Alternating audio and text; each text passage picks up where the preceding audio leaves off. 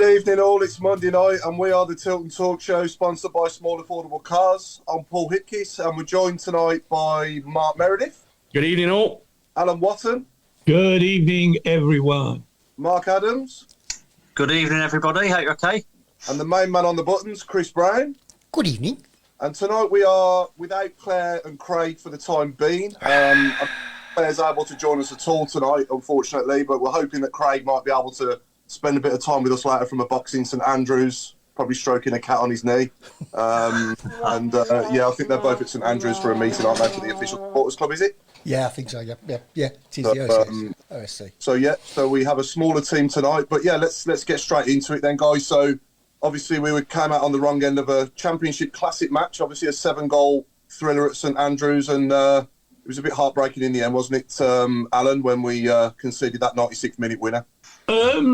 96-minute winner, and he managed to find 9 minutes. Most of what gets me is most of that time wasted was by them. When they went up to 3-2, they started messing around like no tomorrow, and they didn't do much when it was 3-3, and they didn't actually do a fat lot. Then that they were probably happy with the point. Then they suddenly realised we were knackered, and so that they benefited from their own misbehaviour, basically.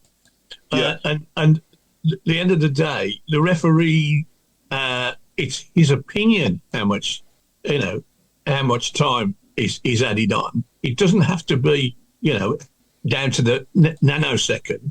If he thinks that, well, the time we've lost is because the side that's actually winning the game now, he can decide one way or the other. So I just got the impression with the sending off, with the offside goal, the officials weren't going to let us win. We didn't have the opportunity to win the game. Having said that, I tell you, as a football fan, they spoilt what should have been an epic game. Forget the score. It was a cracking game of football, or should have been, and it was spoilt. We'll never know what the true result would have been. We might have still lost. They had enough possession to score 10 goals. Our goalkeeper saved, after it was 1 apiece, he pulled off some blindy saves. He could be criticised for the goal because it went through his legs. But then he stopped us getting a thrashing. And it was, as I say, I came out of St Andrews fuming and facing a 4-hour journey, that blah blah and all that, and I shouldn't have been, because the football match itself should have been worth the effort, and it was spoiled, and that's not about winning and losing. That's just about the game being run incorrectly. And I could take the defeat if we was given a fair crack at the whip, which we weren't. Yeah, well, that's what VAR is there for in the Premier League. And would we all sort of vouch to want it in the Championship, or are we all against it? Or what are the thoughts if it did come into the Championship? Do we think, would it come out on the right side of the results on Saturday with it? Not if you're Birmingham City. Nothing ever comes out on the right. Nothing ever does us a favour. No. I mean, we got off to a great start, didn't we? It was a brilliant goal from Miyoshi. I mean, I must admit, from where I was sat, I thought there was a suspicion of handball live at the time when I saw it in front of me. But watching it back on the highlights, obviously, it looks more like his chest about there, doesn't it? But he didn't have to tuck it away. Well, what a goal that was! And then, he took, like you say, Paul, his close control was superb. To get that little sort of spring to bring it down and finish. We started like a steam train, didn't we? We looked so good at the start, but I mean, fair play. I think Southampton were the best team we've seen at St Andrews. I think they played better than Leicester did, to be fair. You can tell they're sort of bound for the Premier League, but I mean, having such a massive budget helps, doesn't it? But to go toe to toe with them, I mean, you can't score 3 goals and expect, really, we should have got something out of that. It was a shame that the winning goal was such a scrappy, sloppy goal to give away. And Mark Meredith, before we went live, I've just said my frustration at Blues out of possession. We stand off our opposition and give them far too much time and space on the ball, in my opinion. And as a coach, is it not surely, something that we should instruct the players to close? You have to hunt your players in packs when you're out of possession and close them down as quickly as you can. And, for at least two of those goals on Saturday, we were standing off them, weren't we? We were allowing them to put easy crosses in or, play an easy through ball without any pressure on them. Yeah, 100%. Listen, it's typical Blues, isn't it? We sit back. We've sat back for so many years and just invited pressures to come against us. And against a team like Southampton, where we know that they're going to possess probably 90% in the game, I think you've got to have a little bit more about yourself, and you do have to go into those earlier and close those spaces down. I don't know. Defensively, we struggle. Defensively, we struggled now probably most of the season. It's difficult because, like Mark just said, you can't score 3 goals at home and then still go away with zero, with no points. That's hard to take, and it's tough because you can see the players are working hard. Like, you can't. I don't think on Saturday you could turn around and go that, you could get the odd moments of players not doing the right thing, but I think the core of them really did put themselves about against a really, really good team. We wasn't helped by referees' decisions. We conceded a late goal, but the biggest thing right now is, 2 weeks ago, or 2.5 weeks ago, we won 2 on the bounce. We're 6 points ahead of the relegation zone. We're here today. It's 1 goal away now. We've leaked 4 goals again in the game at home. We've lost the game. We go to Hull tomorrow, which is normally a no-point game for us when we go away to Hull. So I don't want to sound negative with it because I don't think the performance was too bad. No. It just worries me that we are being sucked deeper into it. And looking at it, I was looking on Saturday night about it, and to think that including interim managers as well, so I think we've had 6 different people in charge, with that being either 1 or 2 games in the season. We've had 6 different leaders out there on the touchline in charge of the guys, and that's tough. We have to have the consistency, and when you look at it as a club and as a team, there's been no consistency in leadership. There's been no consistency in performance, in results, and also just in the starting 11. And if that may be down to injuries and suspensions and just players coming out because they need a rest, and we don't have a massive squad, but I don't remember when we've gone into a run of results going, this is our best 11 on the pitch. We're picking results up home and away, even if it's only 1 point here and there. And we're going on a consistent run, and unfortunately we're being sucked back down there again. And again, it was hard to take Saturday because I thought we probably deserved a draw in the end. I don't know where we got 9 minutes of injury time from, but the clear thing is we come out of another game with no points, and we've got 2 really tough games ahead, and our game in hand is Middlesbrough, which is not going to be easy. So I think it's just it's getting the pack together again, so to speak, with Venus or Mowbray or wherever that's going to be, and really now trying to force the information to them that we're working hard. We don't have that extra little bit of quality to get the points right now.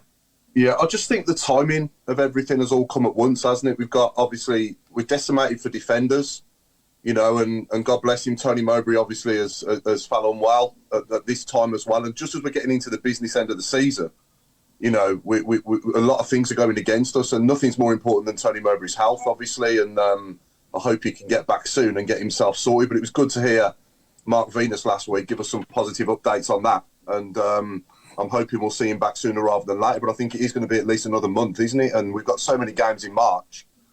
I think March is our most important right now, and I think that's the difficult thing is getting through those 4 weeks now without him and being in a position where we're still above the bottom 3 and we're pushing and we're going. And listen, I feel that we've got a good enough team to stay up. I do.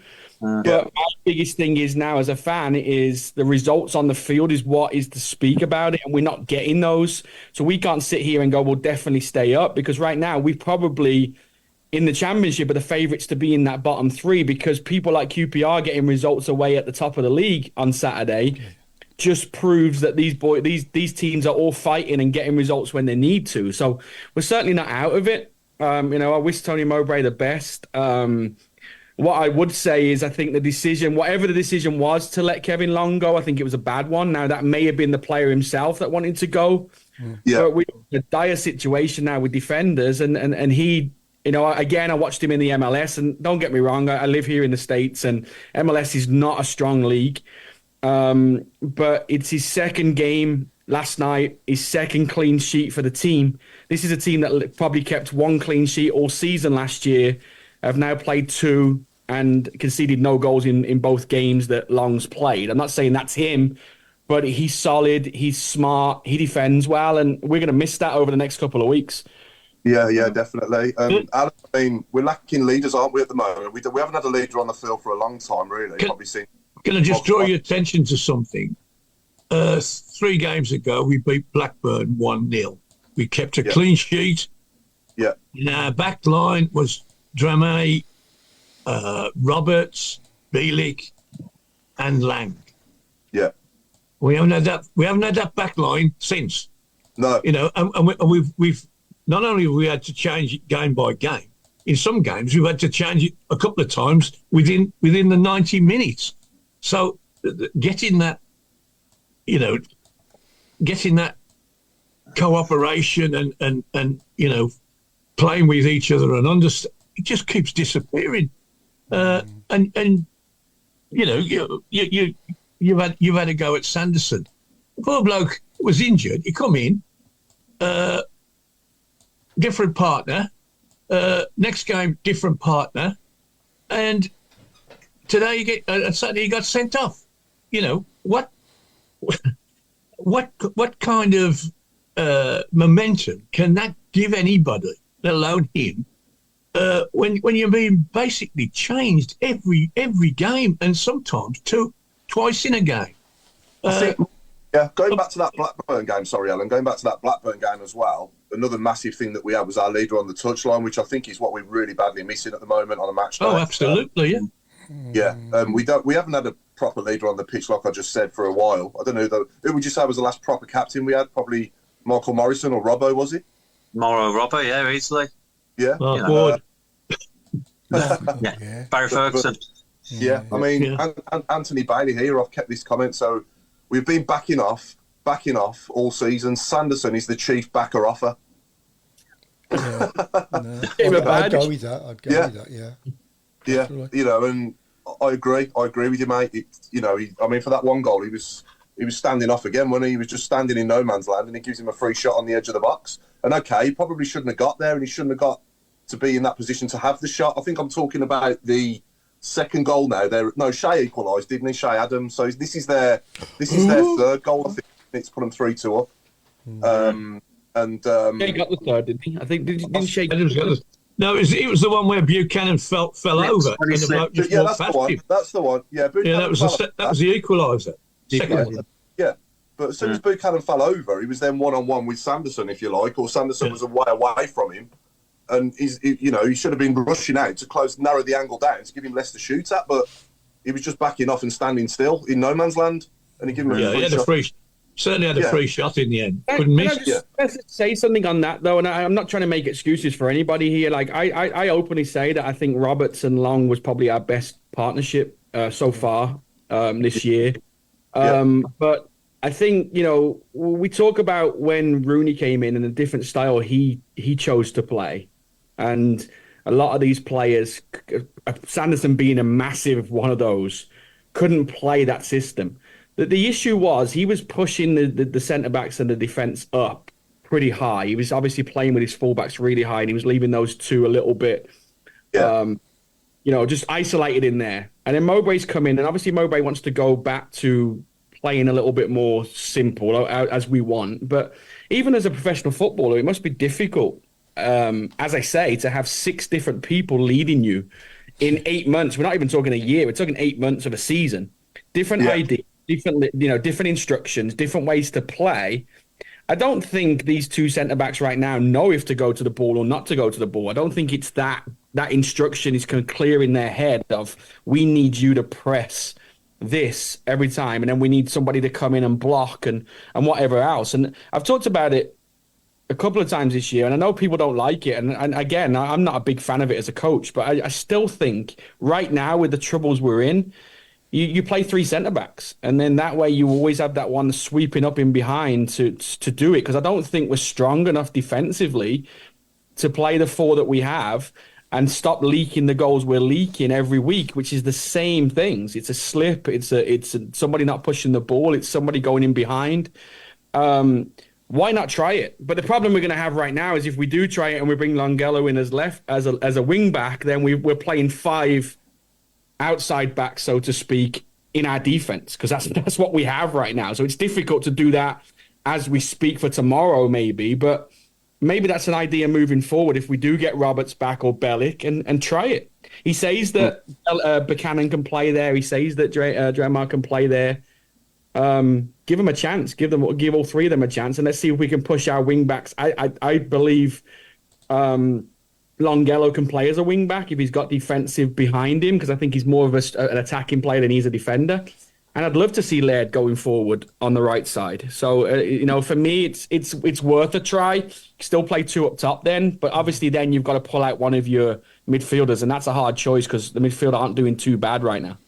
Mark, just going back to Long, I'm just curious as to how much say would he have had in the matter of him going, if any? I honestly think that they've told him he's not getting. He's only on a year by year, as he has been since he's been here. I think Mowbray's probably come in and had his chats with his players and said, "Listen, you're not in the plans next year. We're looking to bring in younger players."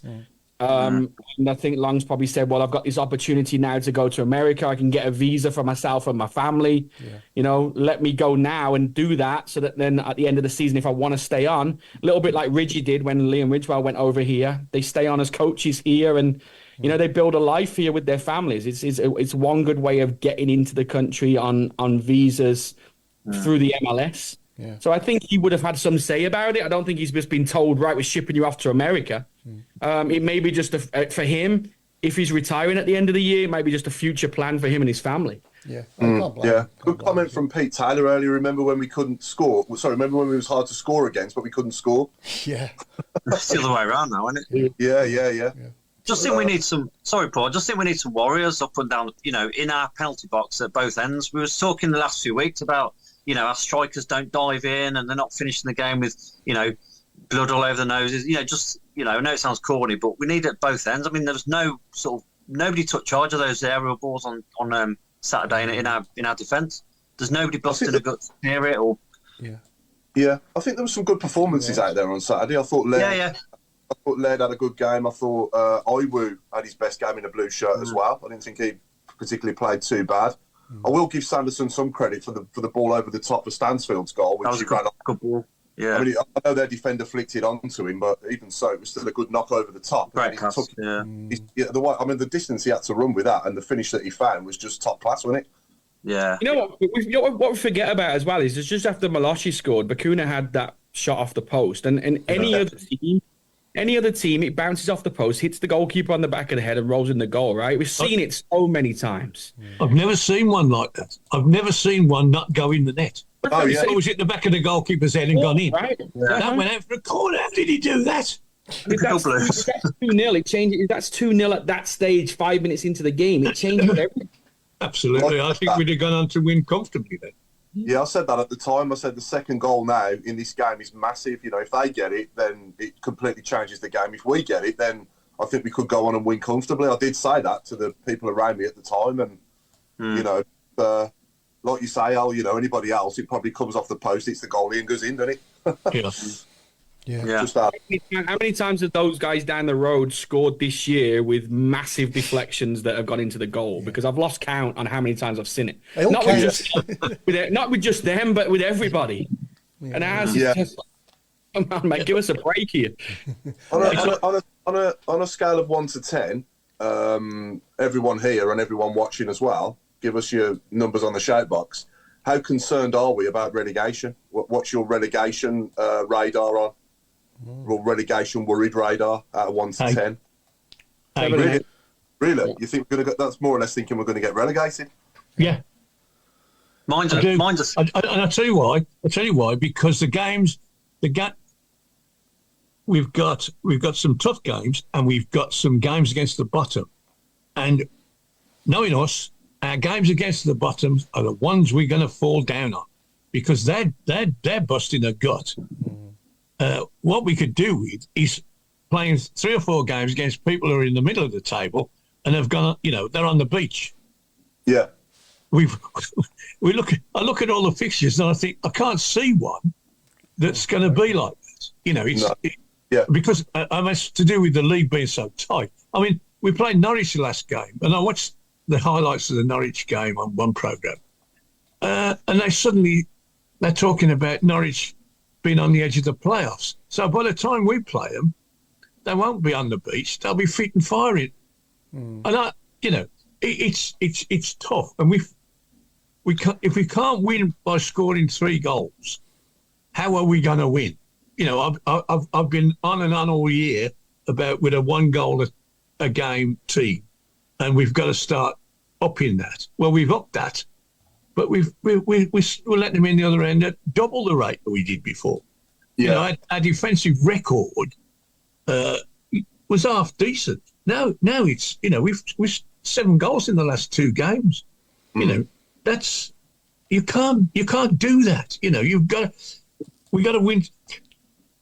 I'd have swapped that Saturday for, exciting though it was. I would have been happy to be bored to tears, cold, and 1-0.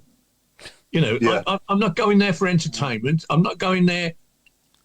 I'm going there to see us grind out a 1-0. Shouldn't we be going there? Shouldn't we be going there at all for entertainment? Isn't that really what? I know we're all passionate fans, but it's still the entertainment business. It's a results business. I'd take a 1-0 every week, honestly. If I want entertainment business, I could say the theatre. You know what I mean? Isn't it a theatre? Isn't it a theatre? It's a circus at times, right? Exactly. Let's be honest. I mean, for me, the first and most important thing is the result. If we win playing well, then that's a bonus. But I'd rather win playing badly than lose playing well. And we've had so many over the years I've been watching them, and I'm sure we can all now off the top of our heads probably name 2 or 3 1-0s that we've scrapped. Yeah. And been the worst team probably in those games. But I'd rather take that than like Saturday where we played well and lost. Like we did against Leicester at home, we played well and lost, didn't we? We played well and lost a lot of times this season and over the years, and I'd rather win playing badly than lose playing well. But that's just me. I'd rather just get them 3 points on the board. Sorry, Mark. I was going to say, how about you, Paul? What's your rating? Rating? I came back at you, Alan, a few weeks ago, I remember, and I was not concerned at all about relegation, but this was before Tony Mowbray was unwell.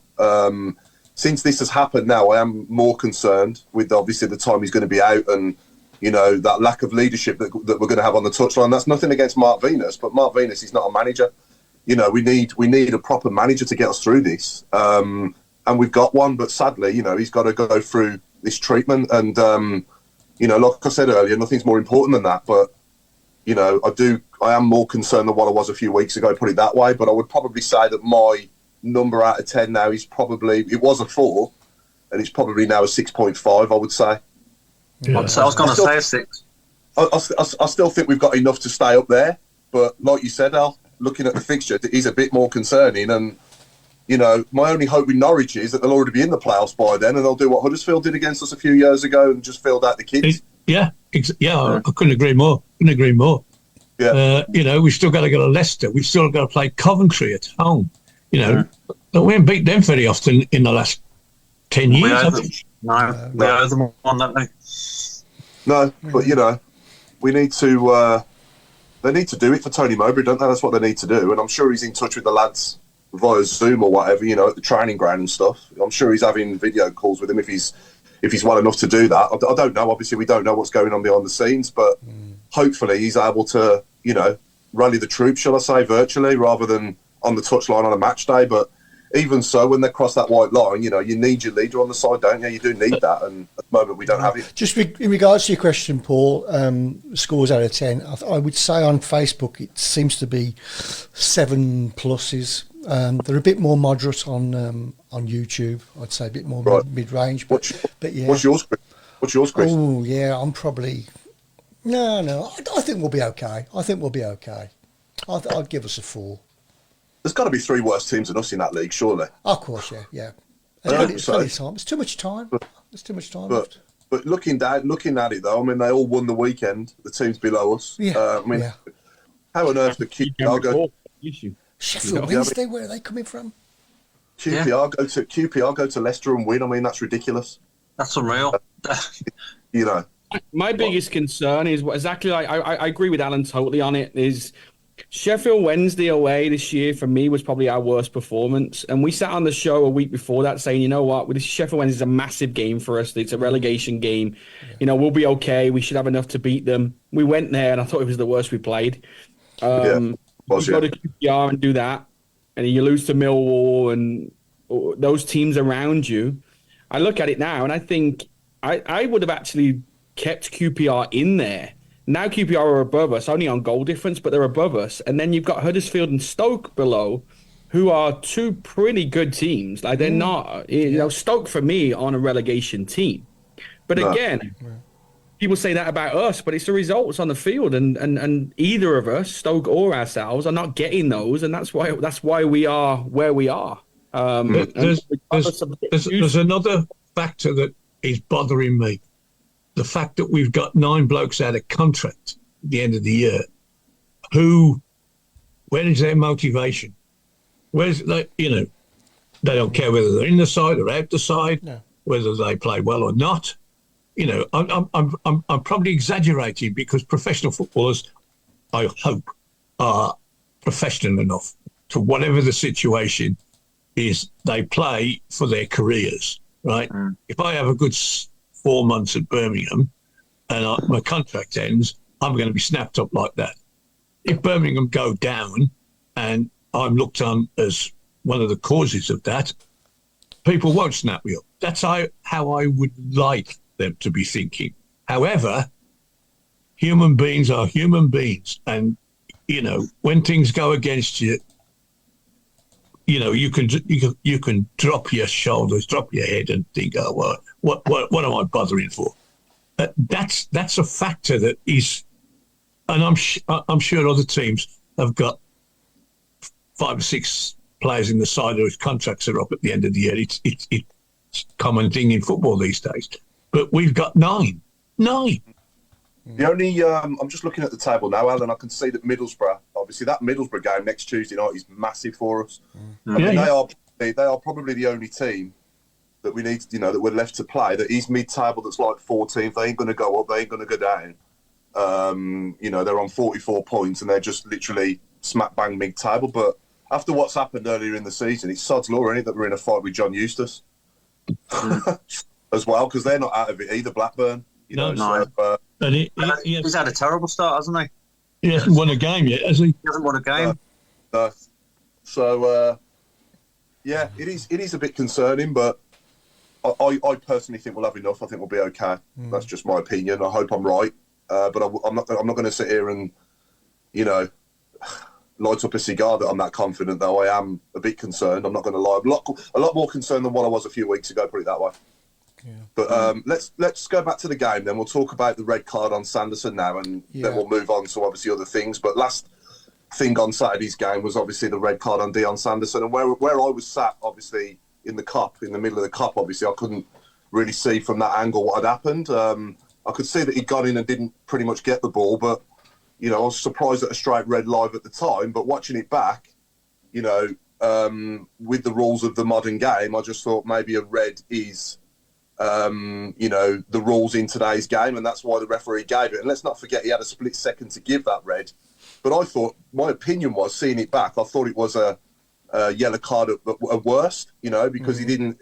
Don't get me, with his stud showing like that, if he'd have contacted him full on, it could have done some serious damage. But the reality is he didn't. But maybe what made the referee do that in real time in that split second was he must have saw his stud showing and then just give him a straight red card for dangerous play. But if we appeal that, do we think we'll get it rescinded? Or what's our opinions, first and foremost, on the red card? And if we appeal it, do we think we'll get it rescinded? We should have done it by now, else he can't play tomorrow, can he? No. So why haven't somebody, I've not read anything that have tried to get it rescinded. I'm guessing. Don't think we bothered, have we? No. What I will, well, with those rules now in the game, it's kind of spoilt it for me a bit because the physicality's come out of it. That wouldn't have been a foul 20, 30 years ago, would it? Nowhere near. 15, wouldn't have even probably been a foul, never mind a yellow. No. Wouldn't have been a free kick. Ironically, Paul, after our discussions this week, there was an it was exactly the same incident in the Rangers Motherwell game. The bloke just went in and blocked him off, and he gave, I think it was a Rangers penalty. They lost in the end, but they gave a penalty. No card, no finger wagging, nothing. The bloke just took him out, blocked him, and he didn't hurt him. He blocked him. Yeah. Body check, and the referee. And I thought it was amazing.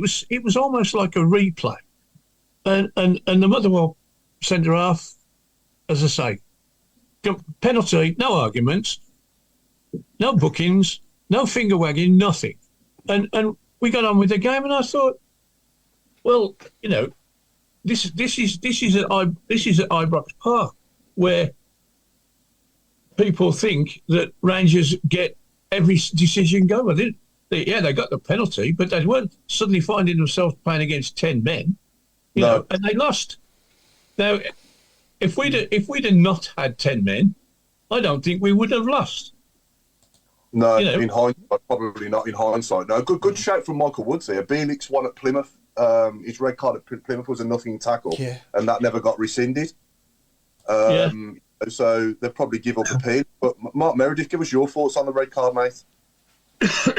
It can go both ways, can't it? I think I agree with you, Paul. I think when you see it back on the replay, I think with his studs up and the new rule in the game, I think that the referee's probably given what he thinks is the rule of the game at that time. So I wouldn't argue the fact of that. Now, if you slow it down, it'd be actually interesting to see if VAR would look at it and slow it down and see, because actually Sanderson does turn and put his butt in the way a little bit to block at the end. It's not all studs, but I think, as you say, in that 0.2, the referee seeing those studs and then seeing the cut on the knee of the player that has gone down, I think it's just for him.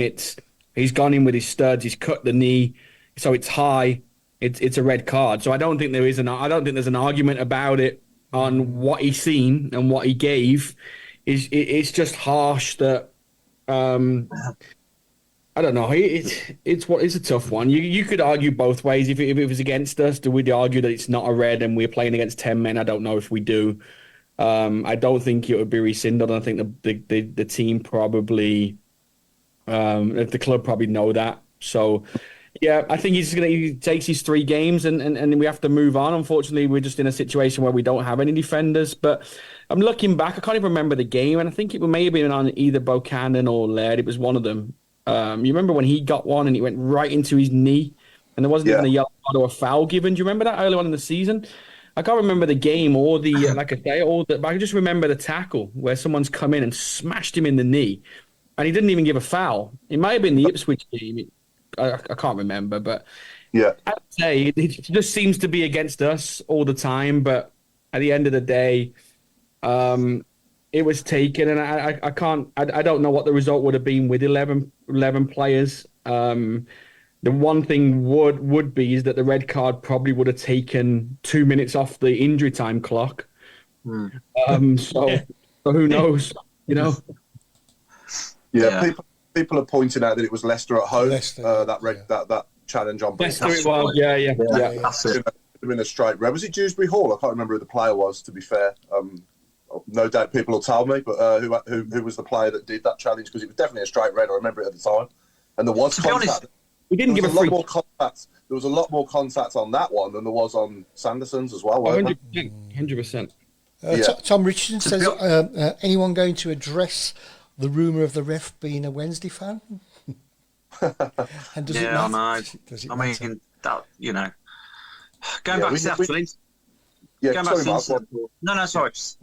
I mean, that happened right in front of, you know, where I sit. And at the time, I was fuming. I was like, absolutely livid. I thought, that's a joke. But then when you sort of calm down the next day and you look at it again, you think, well, actually, you know, you can sort of understand a bit of reasoning behind it. It's just pure. At the time, you're just absolutely mad as anything. But you can understand it a little bit. Yeah.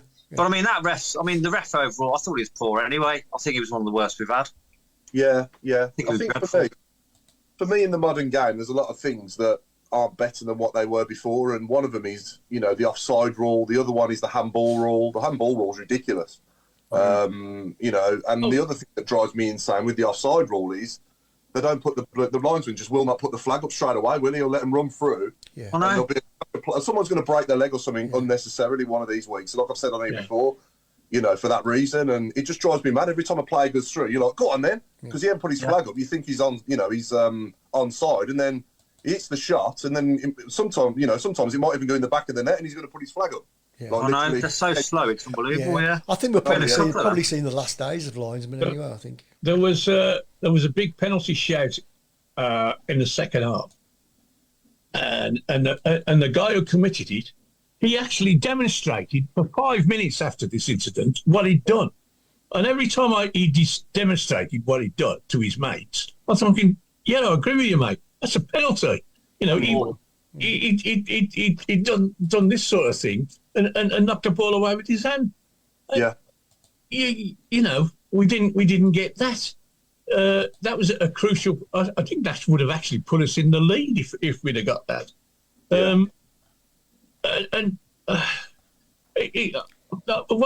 I almost you feel embarrassed to be talking about referees when you've lost, but the facts are there. We couldn't have done much more. Well, could have defended better, I suppose, but we couldn't have done much more in that game of football. A, to entertain the public. B, to, you know, there was nobody on that pitch. So you say, well, he did nothing. Everybody, you know, backs to the wall, and everybody was throwing themselves about and whatever. But it just run out of steam in the end. Because we suddenly, we played 105 minutes. We played 105 minutes of football. You know, you're only supposed to play 90 plus 2. It's unbelievable. You know, it's just. I'm just speechless, basically, and I don't want to be blaming referees for our mishaps, but no. that bloke did. Let's get that woman back. She was all right. Have her every week.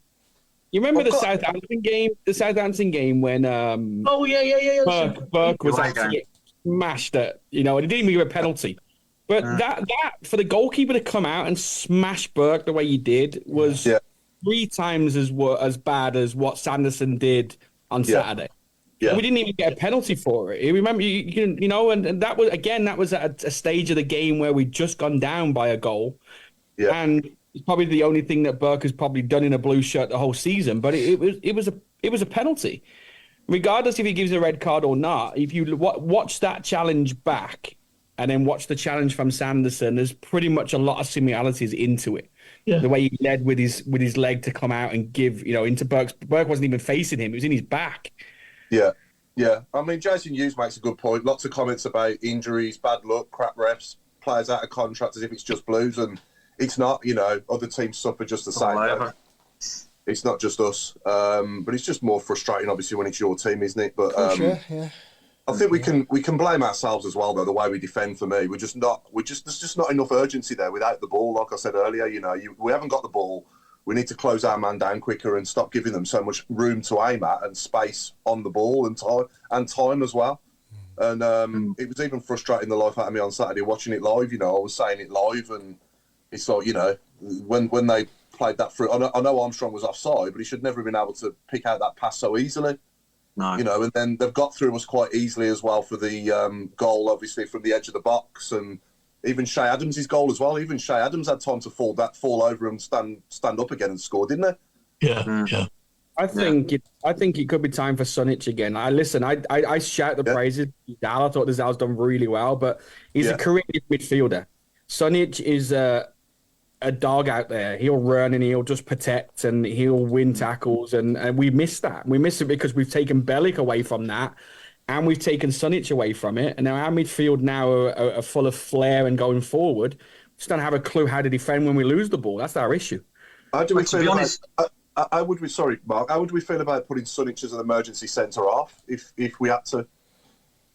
I wouldn't. I would put him as a 6 in front of Buchanan and AU, because I think he can still protect and he can still be that third centre back, but he's still got that gap in between. That's what I would do. That's his position as a 6. Yeah.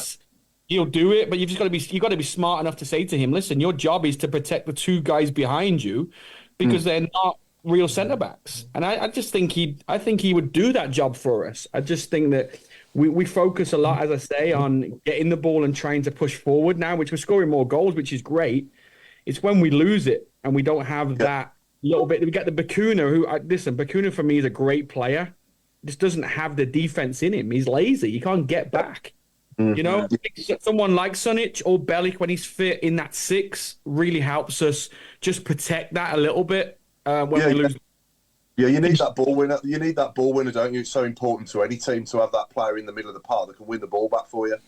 To be honest, Paul. I mean, going to what Mark said, I'll bring Sunic back, and I'll even give him the captain's armband as well. Yeah, because he was played out of his skin when he was wearing that armband, and I think I'll just make him captain again. Yeah. A lot of people asking after Craig and Claire. They've just realised, 45 minutes in, they've just realised that Craig's not on. So, they're both at St Andrews for an official supporters club meeting, and don't be surprised if Craig joins us a bit later if that meeting finishes early enough. If it doesn't, then they'll be back next week. And next week we're joined by, hopefully, Chris, I'll let you finish my sentence.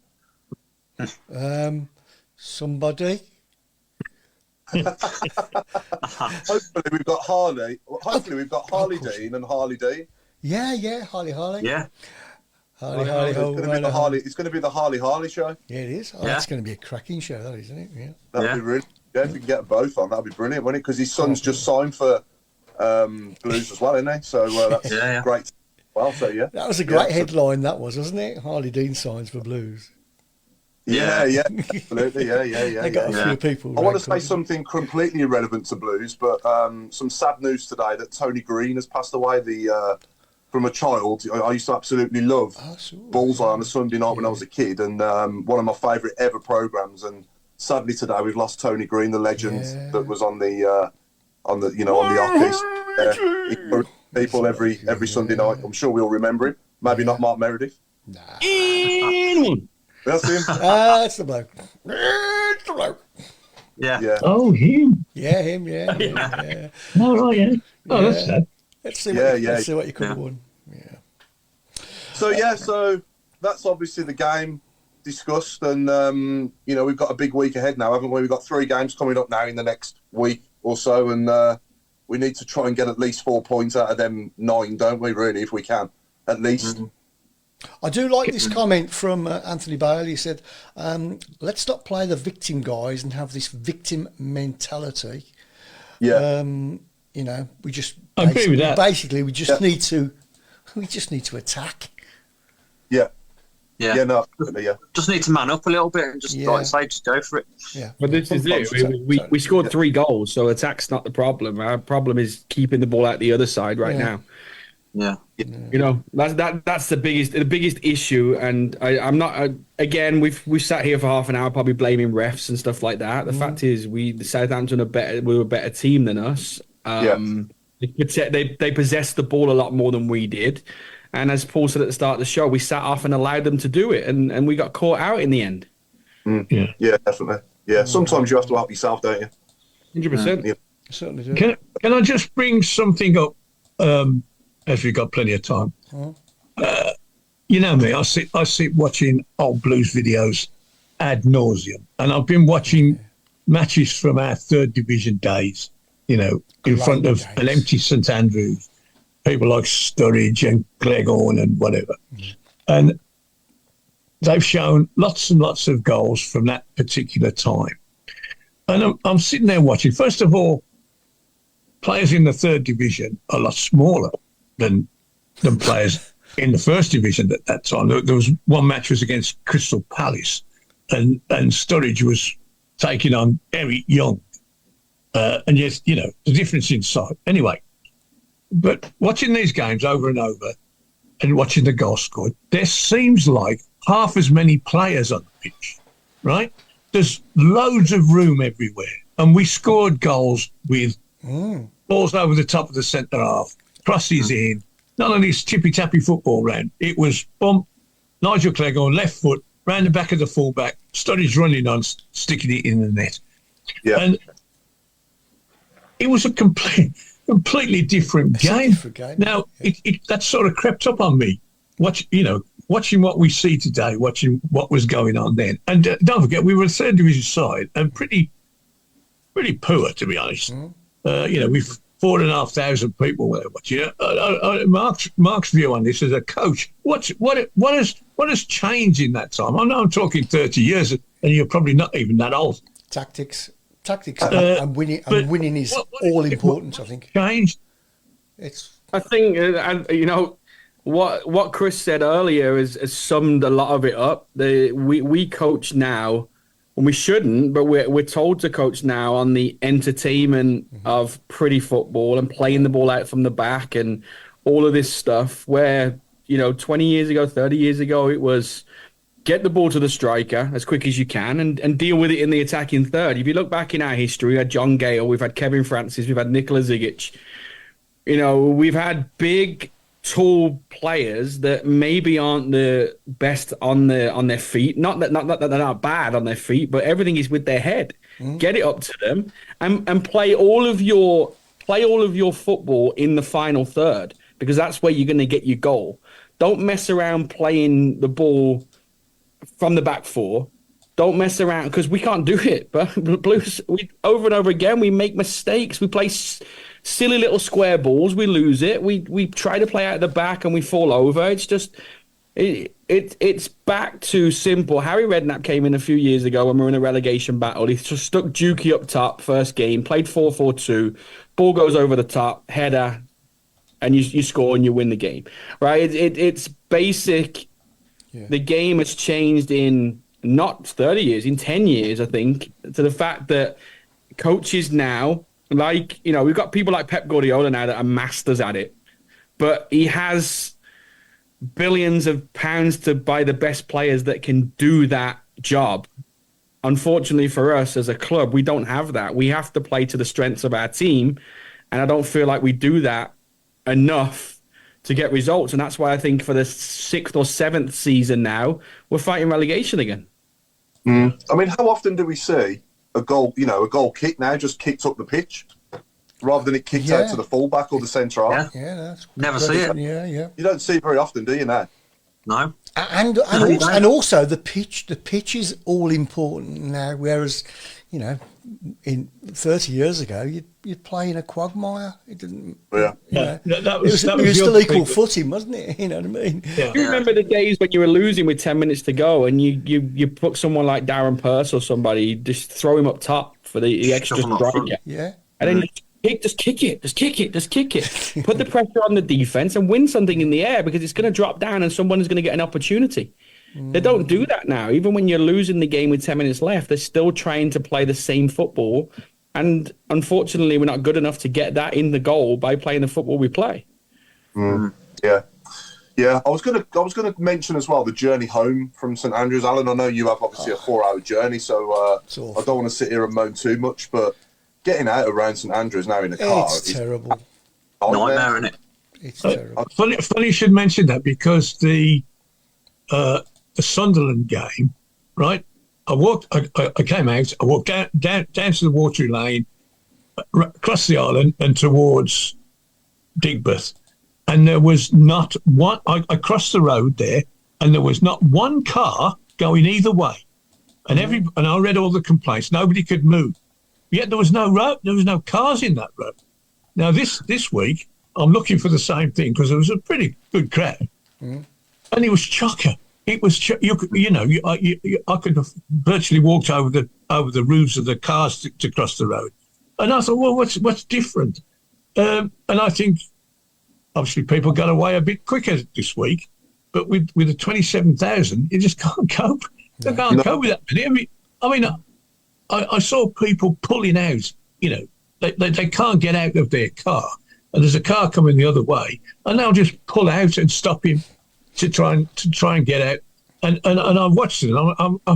I'm glad I'm walking. Basically, I'm walking up to the station, and it's a bit more comfortable. I'm not even sure if it's just blues that's causing the problem, because you go back 12 months. I used to be confident that I'd get home to only miss a few minutes of the R5 game. Now I'm lucky to watch the first half. No, You know what I mean? Are you walking all the way to town from the ground? Yeah, because there's no buses.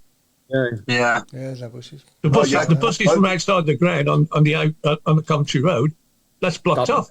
By the time I get to a bus stop, I'm nearly at the station. Yeah, I'm like that. I start walking back up towards if the bus comes, I can jump on it back to Coventry, or I'll just go and get the train. Can you? Do you remember that time, Alan? Alan, do you remember the time when they used to have all the buses lined up? I do. From the Greenway all the way down the Coventry Road. Yeah, they used to come out. Out of, and people used to come in. They fill the bus up, and the bus would go, and then another one would come in. They fill that up, let it go. I think something like that would go down well. Really, free buses. I think. Well, there's a lot of, to be honest, Chris, there's a lot of away grounds who do that. I mean, Stoke are one. Yeah. That's what they do. They just use the old buses and go back to the old days, just ferry people off. Get them out of the way. Get them away from even trains at Bawdsley. Like, I know some stop there because my dad gets off at Bawdsley a lot. But even stopping more trains there on match days to allow people to walk to the station at the at Bawdsley and get a train into town or out of town, wherever you're going, in what direction. It's closed down, isn't it? It's all boarded up, isn't it? I go through Bawdsley on my train from Marylebone, right? Now, I have to go up to the station, Moore Street, and get a bus back to the ground, which I get the 97, which stops on the backside of the ground. Now, why is it that on match days that London train can't stop at Bawdsley? I don't know. Yeah, because 90% by the time we reach Banbury, Blues fans are getting on, and by the time you get, it's full of Blues fans, but they have to go into town and come out again. Yeah, would you stop there? Just stop there? Yeah, and be able to get on. Ironically, I went to see a friend of mine who lives in Alton, so I had to get off at Solihull, take the train to Alton, right? Because the train stops at Solihull and Moore Street, doesn't stop at Alton. No. So I got on another train and then went to see him, and then I got on the Alton train, which again was absolutely chock-a-block with Blues fans, and they stopped at Bawdsley, and I got off there. But coming back, I had to go back into town to get on the train. It's crackers. Well, the club obviously listened to us, so I hope they're taking notice. Thank you. Yeah, absolutely. I liked what we've done on the car park, though. The car park was pretty good with the DJ. Did pop-up bars and all that. The week before, a couple of weeks before against Sunderland, we did have the pop-up bars, but I don't think we had a DJ. So they've added the DJ this week, just gone, and that was pretty cool. That was good. That was pretty good. Yeah. Just talking about that, Paul. Obviously, with the DJ and stuff, I just want to mention. Obviously, I know they got the UB40 concert. I don't think there's ever been a game followed by a concert straight after. I was talking to my dad about it. I was like, if you feel the game doesn't finish until 5 o'clock, some people are going home and don't want to watch UB40.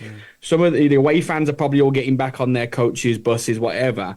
They're going to change a 45-minute. Are they going to get a stage up in 45 minutes for a 5:45 start, as they say they're going to? Because for me, that's difficult. So how long are these people going to be hanging around waiting for the concert to actually start? Yeah, that's the thing, isn't it? It's okay. It's an hour-long concert, but you'd be waiting an hour for it to start. So I just hope they don't lock us in. I hope they do. I hope they leave Paul and his dad in there. That's a good question. That's a good question. That's a serious comment, because you might have people like sneaking in and whatever to watch UB40. You know what I mean? If they're opening the gates for people to go out, how are they going to stop people? Well, let them come in. Yeah. Let them come in. Yeah. You know, is, they might buy a drink. They might, buy a packet of crisps or whatever. There won't be any yeah, drinks and left. again, you don't know the result of the game. If you're really annoyed or whatever of the game, then you go, I ain't staying here for another hour. I'm out of here, right? Yeah, I think. Regardless, you don't know what's going to happen. It's difficult to go straight after a game into that and expect everybody to stay and watch it, I think. If we lose 2 or 3-0, yeah, you're not going to want to hang around, are you? Steve Portman just said the stage is being assembled behind the GM goal, apparently. So. Oh, okay. And then they're just going to roll it out. Yeah, I'm guessing Preston won't bring. Or are they going to be playing behind the GM? Oh, okay. Yeah, the stage will be behind the goal. Oh, yeah, I was thinking beyond the stand. Then that probably no, beyond the stand. It's still a lot of equipment to get set up, though. Yeah, it's a lot to. It's a lot to do. You're pressing a kick in that way second half and then put it in the goal. Yeah. Well, yeah. Oh, yeah. Well, I suppose they got a 1 in 10 chance. Here we go. Sorry. It'll give them a bit more food for thought when it's shooting that way. To be fair. Oh my God! I thought you didn't like this kind of music. You know it all. Well, it's just not my genre of music, reggae. But I've got nothing massively against it. It's just not my cup of tea personally. But it's not your red wine, is it? It's he's a rat in the kitchen, isn't he? Get in there! I don't know whether you got me text on Saturday, but that they played 3 reggae songs just before the kick-off, and they were that was too bloody loud. I couldn't even speak to my mate next to me, and I thought, I bet Paul's loving this. And when by the time they played the 3, and I thought, well, I can see why he's talking about he burning his ears. I like Bob Marley and I like UB40 and all the others. It ain't the same. It ain't the same. No. I mean, I think it's a great gesture. In my humble opinion, I mean, the best band I've heard from Birmingham is probably ELO, to be honest. One of my favourites, yeah. I would take ELO over UB40 any day of the week. Absolutely. I said this, sorry, Paul. I said this, for our 150th anniversary next year, I know it's probably a long shot, but I would love ELO to do a concert to sort of celebrate it. I'm not saying on a match day, but as in, just at some point next summer. Yeah. That'd be amazing. And another one as well is Duran Duran as well, who I could listen to. They did one at St Andrews before, didn't they? Duran Duran. Yeah, 2006. This could be something that the club could tap into. I mean, we could have bands from Birmingham following games, as we get, I'm not saying do it every week, but maybe once a season over the next few years. Yeah. They did it for the Commonwealth Games, didn't they? The closing ceremony, we had everybody. Yeah. Musical Youth were about 14 when they made their hits, and they're about 60 now. Yeah. Steel Pulse, another good reggae band, Steel Pulse. I like them. Very good, yeah. Get Roby's friends out there. Yeah. No, I'll be a solo act, I think. Jim Tony's just put out there's a Villa fan in Duran Duran, so we don't want them. No, forget that. Right. I forget that. I don't want to talk about Duran too loud, because my other half, Becky, has been a Duranie for donkey's years, and she's been in the studio with them as a teenager and stuff. So I do believe that one of the members of Duran Duran went to the same school as me. I'm not boasting about that. What's that Borstal? So it's definitely a good incentive. I think it's a great idea by the club, and I hope it goes really well. But I'll be watching from afar. Not your cup of tea, is it, Paul? Really? No, but it does. I've got nothing against it though, Chris. I just hope we don't. It's not just. I think it's a wonderful idea. I mean, I think it is as well. I do. Yeah. No, I mean, I can think of better bands, but I can see it'll work. It's going to work. Yeah, I think Food for Thought. After we've won, when they play Food for Thought, I think that works in the stadium when it comes on. Yeah. But talking about next, I know I'm going off on a tangent, but next year for 150th, does anyone think we're going to get a really good glamour sort of friendly? Don't know. I think they'll make a big fuss of it. I think they'll do something really special. Yeah. They'll do something really special for it, I would have thought. I'd love a big, like a, dare I say, like a Barcelona or something, fair Real like Madrid.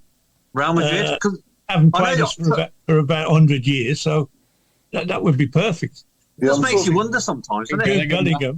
I'm sure Sanderson will have Bellingham and Vinicius Jr. in his pocket, won't he? Yeah. Because I know Real Madrid opened Bournemouth's new ground, didn't they, a few years back? So you really? never know. Oh, right. Okay. Yeah. I didn't know that. Yeah. I think West Thomas played against them, which is unreal. Striker he was. Yeah. Can we stop the UB40 jokes now, please? The next one will get a ban. Yeah, we'll move on there. Ray Hobro. They ain't got a song called Move On, have they? Thank God for that. No. Yeah, that's right. Ray's taking the higher ground.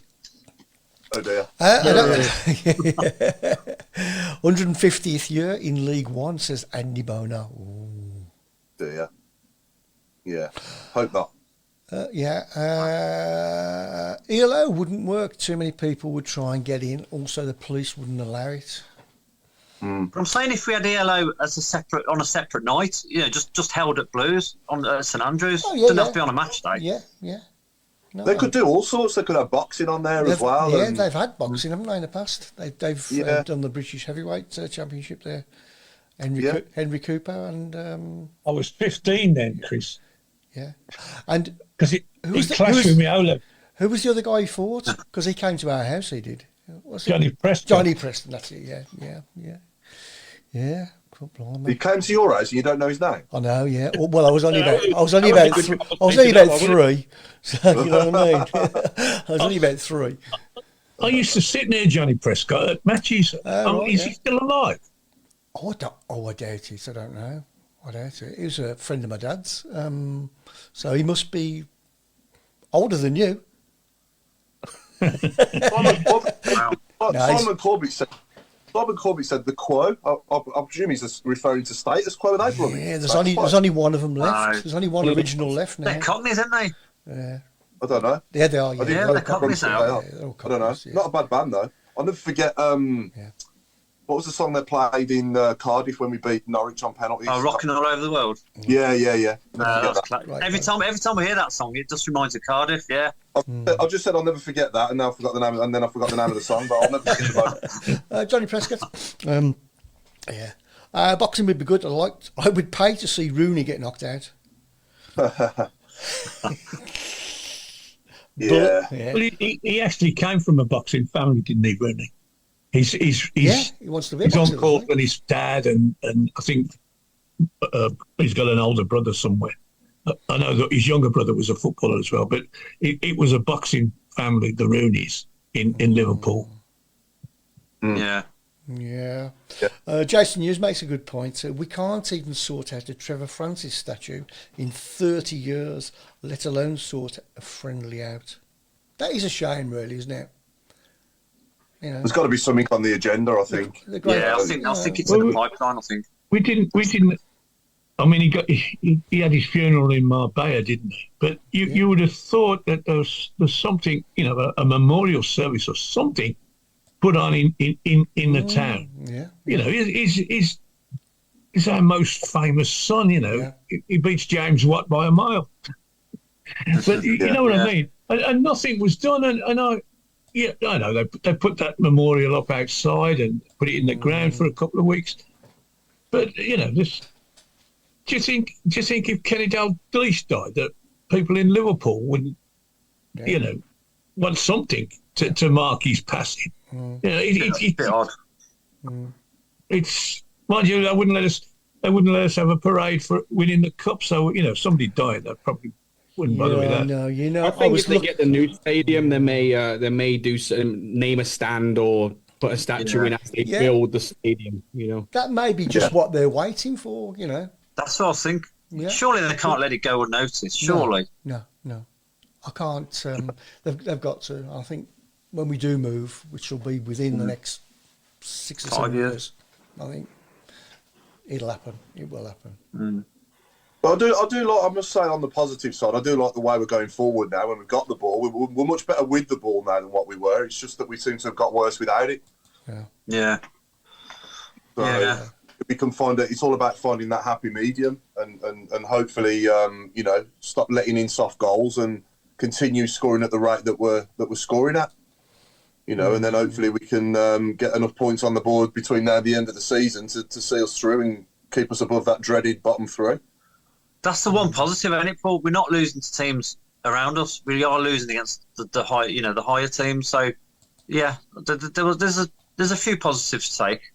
Yeah, I mean, saying that though, Mark, we did lose to Stoke at home and Sheffield Wednesday away. They're both below. Yeah, that's true. But yeah, no, overall we ain't doing too bad there. But we just need to get some points on the board and do it quick. Starting tomorrow night. We didn't beat Huddersfield either, did we? Or did we? We're Eustace, wasn't it, at home? We did at home, yeah. Yeah. Of course we did, yes. Yeah, 3-1, wasn't it? Dembele got two. That's right. Yeah. That's it. Yeah. Let's do our predictions now. Then we might as well, mightn't we? So just before that, Paul, I think we should say thanks to everybody who came last week to the live event. We thought we really enjoyed it. It was brilliant. Yeah. Really good night, wasn't it? The live event was great. Yeah, I hope everyone that came, that was in the audience, enjoyed it as well. And it worked really well there, didn't it? And while we're on the subject of the studio as well, please come and join me this Thursday night as well with Michael Morrison and Paul Robinson at the so-called studios in Acott Green for the Captain's Night as well. I've got some good fun stuff lined up for them as well, so it should be bound to be a good night. Yeah, it's a great little venue, that is, isn't it? It's a great little venue. Nice, cosy. It really is. Yeah. It really is. Can I say from a distance, the whole thing looked very well, very professionally done. It looked like a proper radio stroke, video, whatever occasion. Not quite as good as Question Time, but in the same it looked proper. It was a good proper deal. It was a good night. Excellent. Good night. Good night. Only took me 9 hours to set that up. But, well done to Dennis on that one, huh? Yeah, well done. It's a great little venue. Great little venue. I think we made a couple of mistakes, which we'll rectify for next time we do it. But no, it was good. Good night. Yeah, that's the only way we learn, isn't it? By mistakes. Yes, exactly. But yeah, predictions then for tomorrow night and predictions for Saturday as well. We might as well do. So we've got Hull away tomorrow night, haven't we? And then Millwall away on Saturday. Is it? Sorry. Yeah, that's right. Two-way game. Yeah. Oh, when you're 95% sure, and that 5% makes you apologise in case you're wrong. But yeah, Hull away on tomorrow night. Then I'm going to go 1-1, and Millwall away. I'm going to go 0-0. So I'm going to reckon 2 points out of the next 6. I reckon we're going to draw 2 there. I think we'll. Yeah, sorry, Mark. So I was going to say 1-1. A patched up team will get a 1-1 tomorrow, and I think we'll get a 2-2 on Saturday. I think 2 points. Okay, Alan. I'm inclined to agree with the 2 draws, but I don't think there will be 2 draws. I think there will be 1 draw and 1-0 draw. Yeah, I think I got a feeling we might win tomorrow. I know, but because nobody's expecting us to, because we've only got half a team. We don't win at all, do we? Millwall's funny place. I've been there about 10 times, and I've only seen us lose once. That was the first time I went. But I'm not going Saturday. I can't get a ticket, and I certainly ain't going to sit with the Millwall fans. So I'm going to sit and watch it here on the screen. So my good luck ain't coming with them. So they're going to do it on their own. So I'll probably go for that to be a draw. Yeah. Because again, Millwall beat somebody who they had no right to beat, didn't they, on Saturday? Who was that? Yeah, they won at. Who did they beat? Millwall. They did win somewhere good, didn't they? Was it Sunderland? I think it was. Yeah, Sunderland away. Yeah. Yes, it was. Yeah. Mark and Chris, Mark Meredith and Chris, give us your predictions for tomorrow on Saturday. I honestly think we'll lose both. I hate to say that, but I just think with the defence as it's going to be in the next couple of games, I think 2-0 Hull tomorrow, and then I'm saying probably a 1-0 loss Saturday. And again, my heart would say I'd definitely take 2 points out of the 6, but my head says right now that I think we aren't strong enough with what we've got right now to go to both places and get anything. Yeah. Obviously, I hope you're wrong. Sorry, I probably wrecked the show. Yeah, I'm probably going with Mark, that. that sounds far too logical. Yeah. We're not expected to get anything, are we, at all? So I'm going to go for a win. I'll go for a win at Hull and a loss at Millwall. Okay. There you go. Yeah. No, people pointed out that it was Watford that Millwall beat. Sorry, Yeah, not it was. Sunderland. Yeah. I think Lilypad had a question earlier, didn't you, Chris? Have you still got that anyway? I've just seen it coming up regarding. Yeah, I've got it. Question: if each one of you could pick any footballer that have passed on from any teams to make up a start 11 at Blues, who would it be and why? Do you understand that? No. Not me. We're dead. We're dead. Yeah, I think. Yeah. I'm guessing. Any players that have Diego Maradona, George Best. George Best, You got to have Bobby Francis Moore. here. Bobby Moore. Bobby Moore. We've got to be careful. Trevor Francis might get in. I think so, Francis, yeah. you have to. Yeah, Francis. Yeah, I think she probably means. Does she mean Blues players that have passed on? Players that have played for Blues that have passed on, or out of football ever? Do you know what I mean? I So think she it's might mean. Got to have Gil Merrick in goal then. Yeah. Oh yeah, it's got to be. If start making up a starting 11 at Blues, who would it be? So I'm guessing it must be. So out of absent Blues players, yeah, Yeah, absent players that have played for Blues. Yeah. But Trevor's definitely up front, isn't he? Yeah. In there, Gil Merrick, TF. Ian Handersides, and I'm trying to think. There's probably a lot that Gary have Ablett passed. as well. Yeah. Roger Hind. Roger Hind. Roger Hind. Oh, yeah. For my time, but Oh, Terry Cooper. Terry Cooper would be a great left back. yeah, left back. Was he left Did he back, play? Alan? He didn't play, did he? No, but he was a manager. He was a manager. Yeah. So we'll have that. Yeah. I think the forward line from the 60s of Mike Hallowell, Jimmy Bloomfield, Jimmy Harris, Ken Leake and Bertie Halls might, at least 4 of them would be knocking on the door of any all-time great side. What Eddie Browne? Ooh, Choo Benitez. Eddie Browne? Eddie Browne. I never saw Eddie Browne. I've heard him talk. He's a very funny man. The nutter. Yeah. Oh, yeah. What about Howard Kendall? Oh, yeah. Yeah. Oh, yeah. Oh, yeah. To be honest, we could put up a great team, really, couldn't we? Good team, man. And Frankie, fun-time Frankie Worthington. Oh, yeah. Frankie Wellington, yeah. Somebody said Christian Benitez earlier as well. Bless him, yeah. There's not many in our time, obviously, Mark and Mark. There's not many players I'm pleased to say that most players that I've seen are still here. Yeah. Yeah. Oh, yeah, for sure. Yeah. And John Frain and Paul Tate are not dead. So you can't Keep them going. Thinking about the team that Trevor played in that got promoted with Latchford and Hatton and all those. Yeah. It's ironic he was the youngest member of that team, and he's probably, apart from Roger Hind, Stan. Stan What was his name? Stan Harland. Harland. Yeah. Malcolm Page's Gary Sprake. Yeah. Dave Latchford, Bob Latchford, Bob Hatton. That's all still knocking about, good and healthy. I don't know if Gary Sprake is alive, hasn't it? I think he didn't. Gary Sprake died. Yeah. He died not long ago, didn't he? Yeah. Oh, crikey. Yeah. But Gary's lifestyle was not the type that was going to live forever. No, and he was an awful goalkeeper when he came to Blues. Really, It wasn't great. no, it wasn't.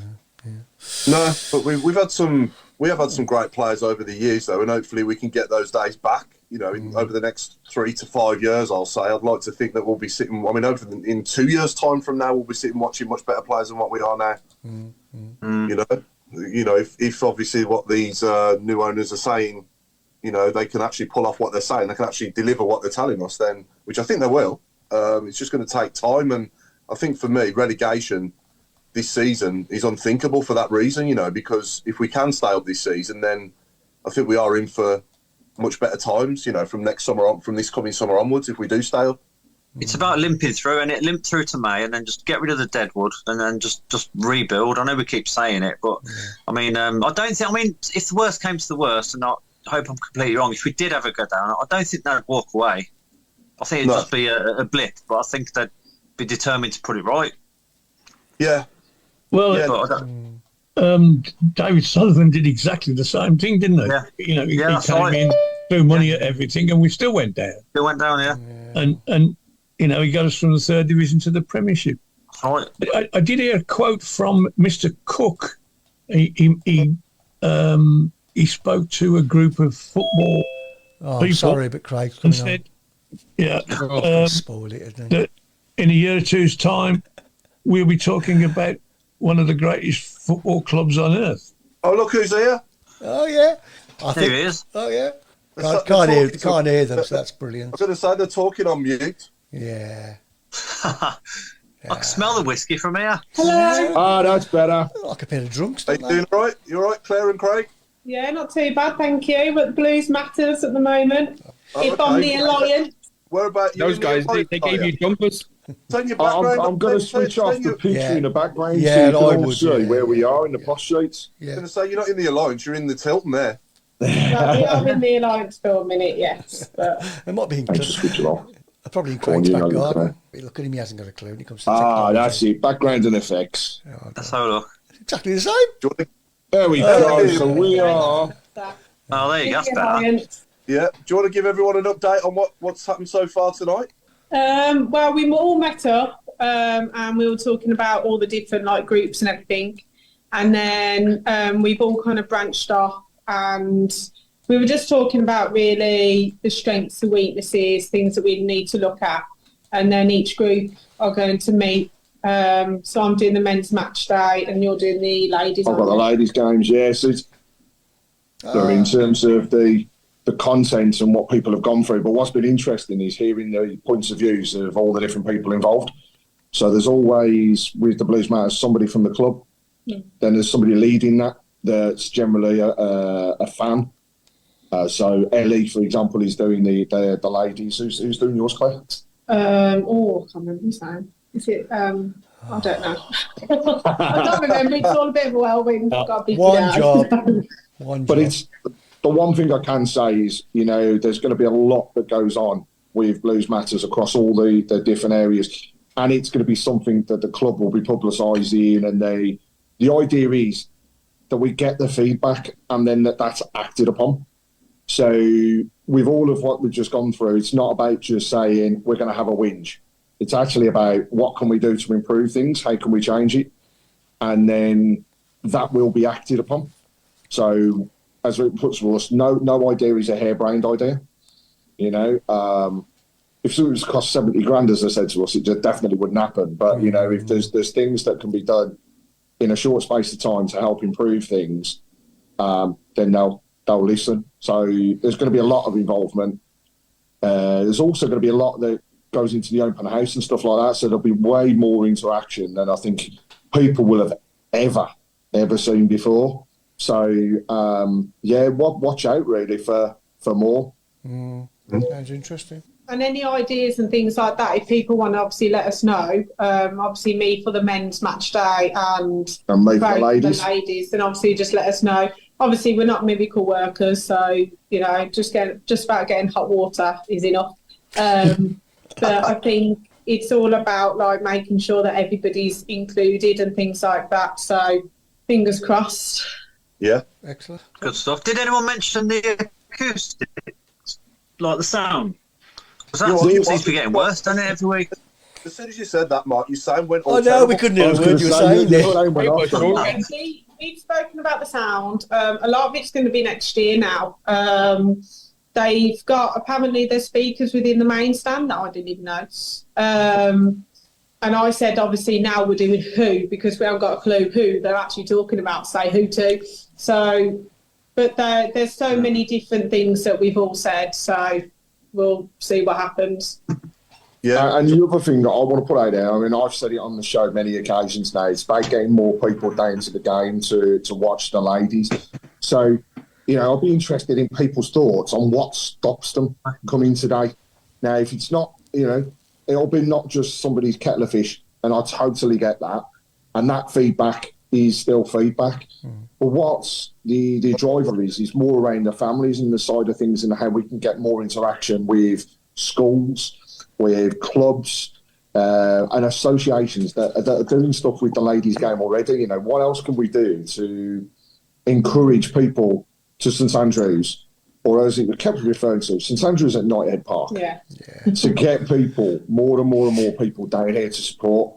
And there has been an increase in attendances, below 1,000 to start the season, just shy of 1,800 at the last game. So there's improvements, but what else can we do to bring that along? And the main point was we didn't have any fireworks on Saturday, which I didn't obviously recognise. But it's, do you still want the fireworks? Are we a safe club for children to turn up? Would you bring your family here? Would you say that, do we have the long family experience? It's not just, right, let's go down to the pub. Is there more we can do?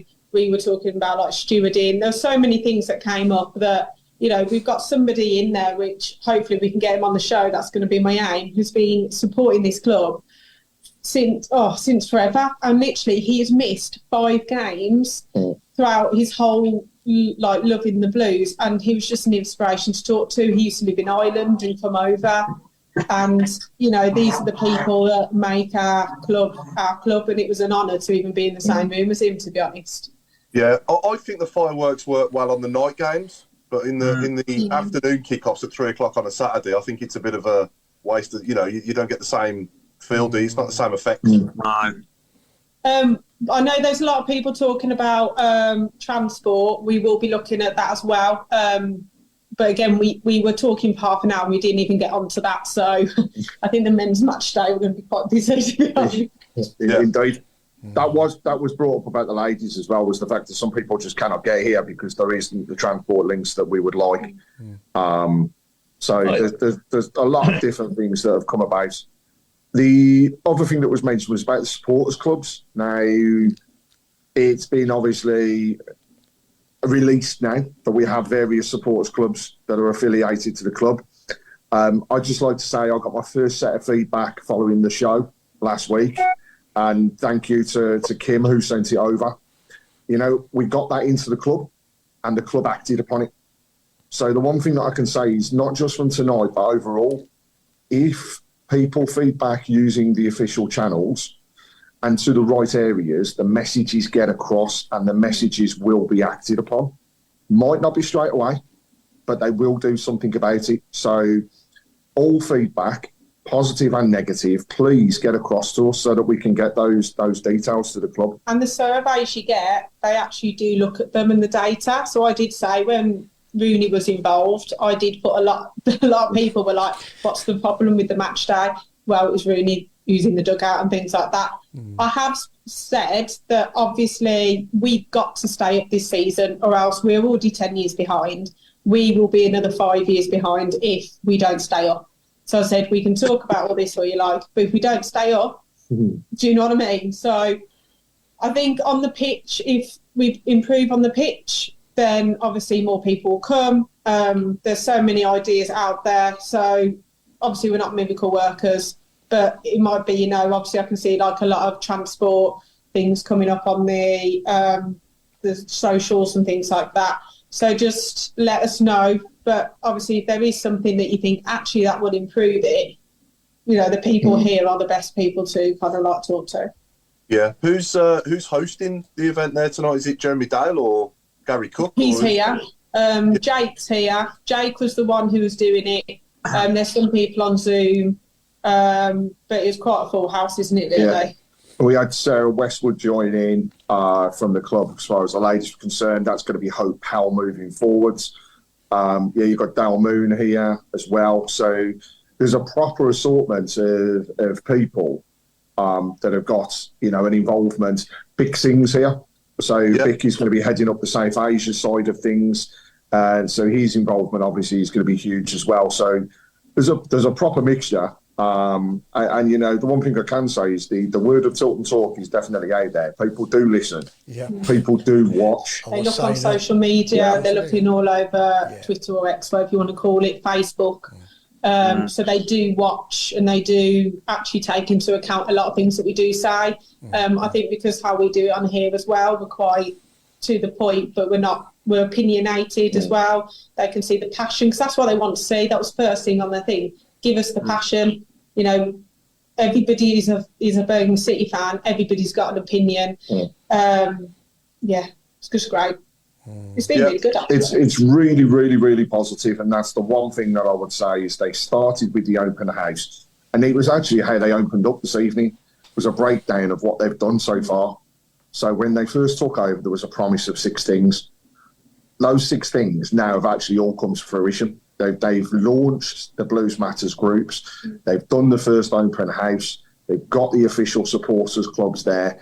All of those routes improve communication, and there's just so much more to come. It's scary, and it's not 2 months, 3 months, 6 months, 12 months. They're talking tonight about these groups' 3-year plan. So there's a lot to go on, but communication is two-way. So we've got to continue it, and they will listen. And those who haven't got in on this tonight, because obviously we're lucky that we managed to get chosen for whatever reason, is they are still going to include them in other things as well. So if you do get involved, your voice will still be heard. And I think the more that we did say weaknesses because we're not perfect and we're nowhere near perfect, but we're a lot better than we were 6 months ago. Yeah. So actually, there's still things to improve. There's always things to improve. They were comparing us to Man City. Obviously, they're kind of like model. Obviously, we are a lot further away from that. But I think if the football improves on the pitch, we've got to stay up. We've got to hopefully play better than we did the weekend and try and score some goals and win some football matches. But it's for the overall match day, getting that next generation in. We've all supported this club since we were little. We remember our first game or the highlight of our games, and it's all been the experience. 4 years old, are you going to remember the game? No, you're going to remember buying that hot dog and getting that shirt and seeing Bo Brummie and... Yeah. I think definitely needs to come back. Yeah, needs to return back to old.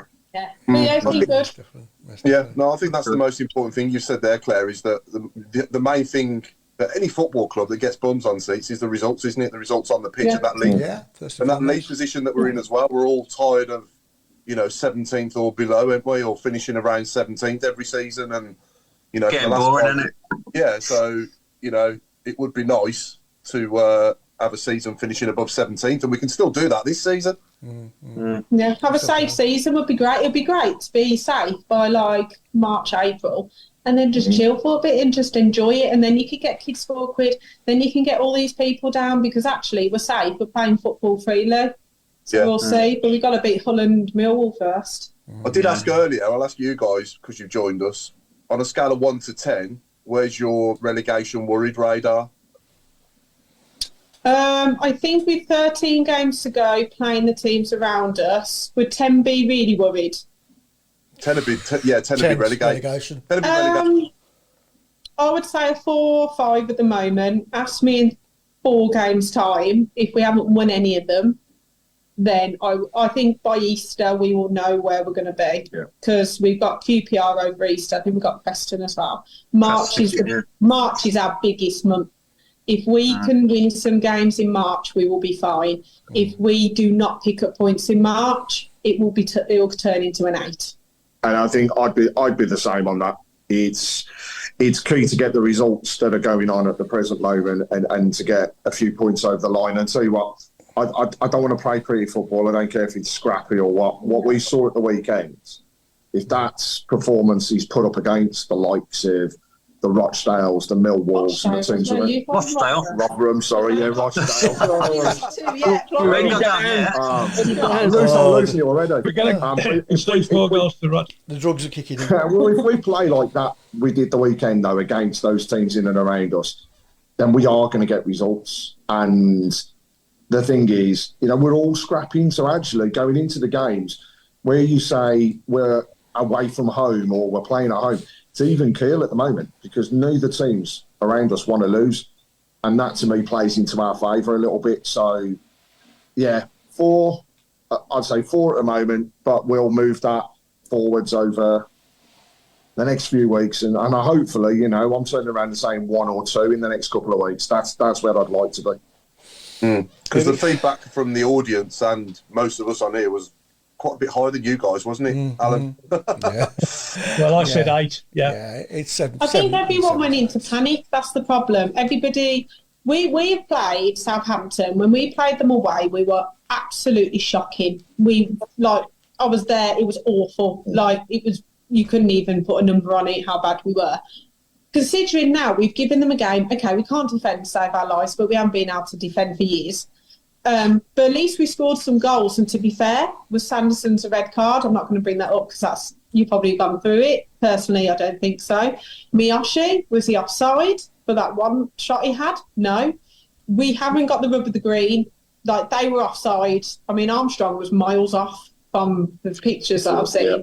So we need to get the rub of the green. Millwall have got the new manager bounce.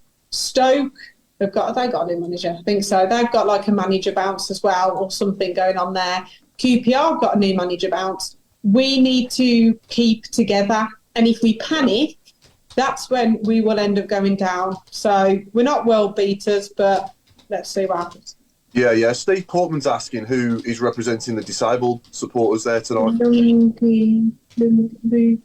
So Longy was doing she's heading up as far as the group is concerned for all of the equality and diversity. There wasn't specifically people here. There is a gentleman whose name, Clinton Farquharson, CBA. He is going to be massively involved in the EDI side of things. So I think he will be one of those representatives. There wasn't anybody else direct, though, from any of the groups. It's not, I suppose, in a way, that's more to come, I think, because there are also people on Zoom who we didn't see. Yeah. So that's the other thing. Okay, and then very quickly, before Chris blows the full-time whistle, give us your predictions for Tuesday and Saturday. I would take a 1-1 at Hull. I think they're flying.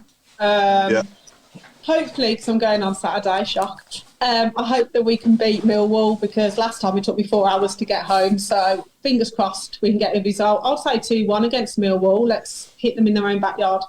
Yeah. I'm going to go for... sorry, Claire. I fancy us for a cheeky 1-0 tomorrow night. Cheeky 1-0 tomorrow night, yeah.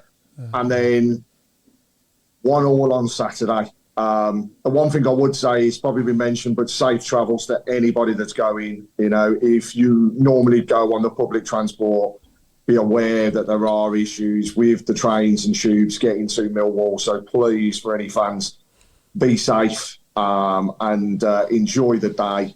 I hope everything goes well. Well, yeah. I can't find a whistle, so you're going to have a... There you go. Sorry. Okay. So I reckon a draw. Sorry, Claire, I didn't catch your prediction at Hull. Was it 1-1? Sorry. Yeah, I'll take 1-1. If we can sneak a win, happy days.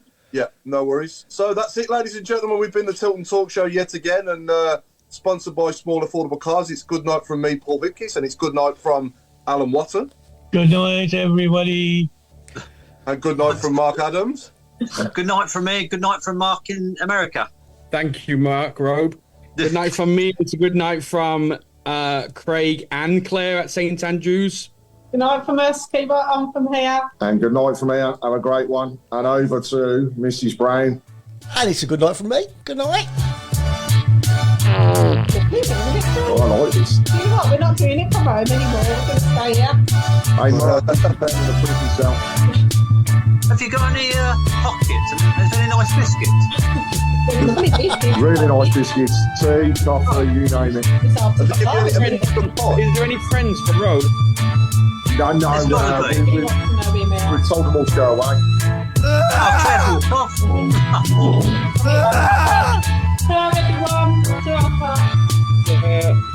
Right. And there you go. You can have a view of the Alliance. Yeah. And even if you want to, the nice. fortress. Oh, that's better. What stand are you in?